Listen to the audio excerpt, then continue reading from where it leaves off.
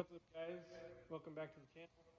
I haven't been able to make an update on the MazdaSpeed build for a while because my iMovie has not been working on my phone. So I thought I'd make an update without doing any editing to it. But the 2.5 swap in the MazdaSpeed. Got the MazdaSpeed all tore apart on the lift. And I'm just going to make a quick video on how to do a 2.5 swap into basically swapping a 2.3 liter Mazda MZR DI Dizzy motor into using a 2012 Ford Fusion 2.5. The short block. Basically, all you do is you go to the junkyard and find you anywhere from about a 2012 to 2016 Ford Fusion 2.5 liter 4-cylinder Duratec engine, and then you just strip it down to the bare block. Basically, you leave the crank in it. You'll take the rods out and take the pistons out. You're gonna have to gap the rings going from about 10 thousandths to about 19 thousandths to give them a little bit more ring gap for the engine being turboed. Then you're gonna have to take the head off your MZR motor because it's got the direct injection high pressure fuel pump on there. And then you're gonna have to swap that onto the 2.5 block. And it basically just bolts right on there. And then you'll take the timing components from the 2.5 and you'll swap out the oil pump. It'll stay with the 2.5. And then your crank gear, your timing gear and your crank gear and all that will swap over from the 2.5. You'll keep your 2.3 harmonic balancer, and then you'll swap out your cam gears. Your VVTi exhaust cam will swap over from the 2.5 along with your stock 2.5 cam.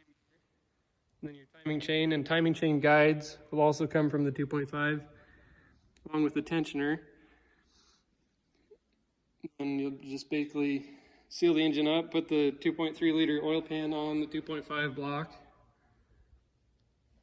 take all the accessories and swap them from the 2.3 to the 2.5. The 2.3 timing cover, 2.3 valve cover, 2.3 coil packs, 2.3 VVTi solenoid. Then your turbo and everything will swap over. And for the turbo feed and oil return, being the 2.5 liters of non-turbo engine, you're gonna have to drill a hole. There's a couple different ways you can do it, but the way I did it was I just drilled and tapped a hole for 1/2 inch NPT right there where the 2.5 liter logo is. And then I put a 5/8 hose barb on it. And then I just took my tubing cutter and rolled it around there about 20 times, and it finally just cut through that stainless steel tube on your turbo oil drain. So now all I have to do is just get a little piece of 5/8 push lock hose, and then get some high quality bolt style hose clamps. Double hose clamp that. I'd like to make a little hose barb on it, so I know that wouldn't pop off, but just get the hose and connect it to there. The other way that you can do it is you can drill and tap the oil pan down under here, right about there. But then that just makes it so there's not as much room to get through there. And I guess draining your oil from your turbo into the oil bath, basically, they say is not the best way to do it. But this is basically where the 2.3 stock drain was already at. And you just have to be careful when you screw your plug in because you might have to clearance it on the backside because there's about maybe 30 or 50 thousandths of an inch clearance between the casting of the block and the crank rod.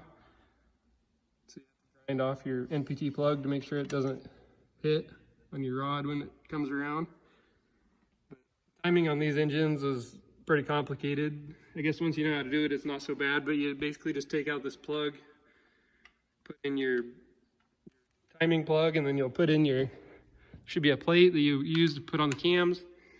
Hold the cams in place.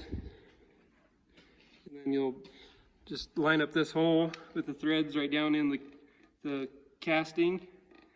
And then on mine, what I did is I got it all timed perfectly to where I wanted to bolt this tight, but before I bolted this bolt in, I took and drilled a pilot hole in between the harmonic balancer and the crankshaft, and then I took and drove in a roll pin. So then that way I knew that couldn't ever slip time, because whenever you put these back together, you have to use two new friction washers that are basically like diamond plated friction washers. So that way that holds the timing in place, because there's no timing keys or anything on this. Along with the crank and cam gears, there's two special washers for each of the cam gears. They're different than those, but to do the 2.5 swap, you're only going to need two of the crank friction washers and two of the cam friction washers to get that done. And then for the oil feed for this engine, I took the oil filter housing off the 2.3 liter, and then I bought a sandwich plate with an oil cooler, and I bolted up that sandwich plate, and then it also had a port coming off so I can run my oil pressure feed line around here. I got a 40-inch AN4 -4 oil feed line. Just kind of see how it ran up through there. There's probably different ways you could run it, but this just seemed like the simplest way. And then I used the stock banjo bolt. It was like a M12 by fine thread. It wasn't the 1.5, I think it was the 1.25. It was a finer thread. Along with that banjo bolt also has an oil restrictor in it. I don't think you really need it unless you're running a ball bearing turbo, but that's just what I had, so I think I'll be all right with that. And then it just adapts to an AN4 adapter up through there.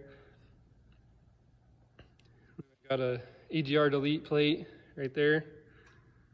Running stock or aftermarket high pressure fuel pump cork sport internals on the high pressure fuel pump.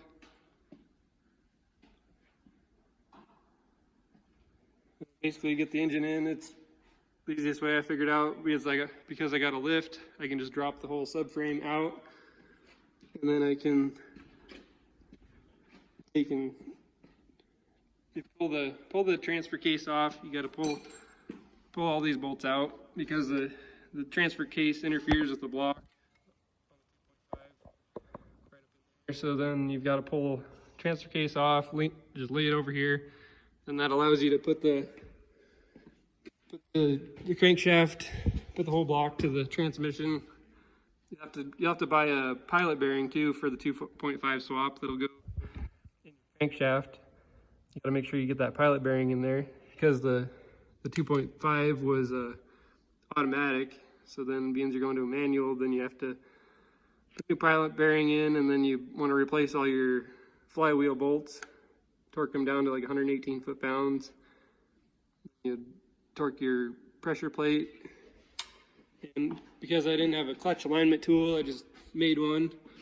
Basically just take I think it's about a 1/2 inch bolt, tape it with some electric tape so it fits tightly into your pilot bearing, and then tape it tightly so it fits into your pressure plate.